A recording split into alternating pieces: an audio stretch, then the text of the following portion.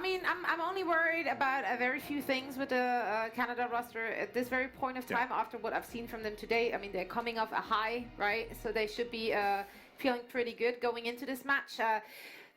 During that game, which went great for them, we still saw like a few mishaps here and there. XQC does go in aggressively, and he and Shadowburn did go in a little bit too deep on more than one occasion. So this is definitely something which the Netherlands can, you know, like take advantage of. However, I also know that those guys did sit down, they did watch the games from the Netherlands, and they must have identified their weaknesses as well. So very true. I think they're prepared for the good flanks we saw from the Netherlands. They will address it accordingly. All right, well, you know, we are waiting for the players to get set up here, but we did get a chance to talk with one of my favorite players here in the Katowice group stage, XQC. Let's go ahead and check that out.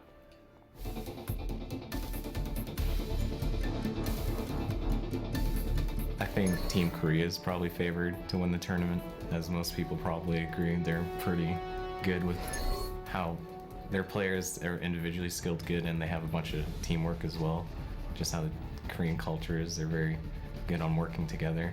And I think Team Canada can make it to BlizzCon out of groups. I think Team Canada will do great in our group. We haven't looked too much into the other teams other than Russia, so that might be our downfall. But Russia is obviously our biggest opponent, and I think it's going to be toe-to-toe, but I think we'll still be able to come on top. Team Canada is probably strongest in our group, and I think the second hardest team we'll face will be Russia. We have nothing planned so far, but I think we're going to be celebrating if we qualify for BlizzCon. Maybe a celebratory stream or some kind of night out with everyone, or a meetup. I think that would be nice. All right, there you hear from the Canadians, and we are waiting some of the players. Once again, just want to remind everyone, make sure everyone's comfortable, you know, set, ready to go. It's a very important match, right? And, yeah, you know, yes, that's correct. Yep. Okay, you know, way to throw me under the bus there, guys. Yeah, right. Don't give me that sass. I know it's late. Okay, but I don't need none of those shenanigans right now. James, I mean, thank you for not giving me sass. He did. He just didn't. I was just thinking it. Oh boy. No, I mean, this is really important.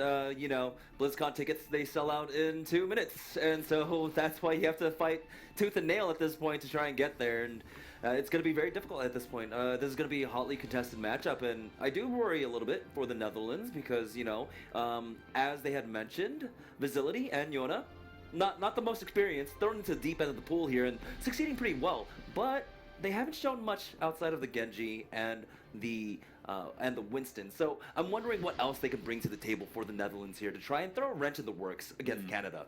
Do you think it's necessary to throw something different at here, or just play the standard compositions that we know and love? Yeah, I think Netherlands can play a pretty standard composition, at least until you get an idea of like what the game is feeling like, right? It's Overwatch, so it's very versatile game. You know, a lot of different factors going on. So until you get a feeling for the game, how it plays out, it's hard to make any real changes. And I think you should just play your comfort picks and, you know, make yourself comfortable on the stage in this very important matchup. Yeah, I mean, what better way to do that than be Mangachu, you know, jumping on the Pharah and just doing work? Yeah, that was the thing, right? That's what impressed me so much with Canada. Like, they identified their own weaknesses. Mangachu, like, admitting, like, okay, so I don't feel too comfortable on the Diva. Let's switch it up. Let me get onto the Pharah. And he even went on Hanzo and did work on there. Like, you know, like, whatever rocks your boat, it seems to work out for them. Rolf has been feeling fairly shaky on Sombra, so they opted to not really go for Sombra too often right there, and did switch off of her every time they felt like didn't really work out for them. And I'm happy that they do make those changes and they do play around their weaknesses and play to their strengths, and that's really what's going to win them a game. Yeah, no, I think that has certainly been the story of Canada here. We talked about it before in the Sydney group stage. Spain was that team with Harry Hook and the Diva, still a great player, but when he hopped on the 76, it was a whole new world. It was like Aladdin. So I had went on to that carpet ride. Yeah, right at the carpet ride. Oh, no, you know, I got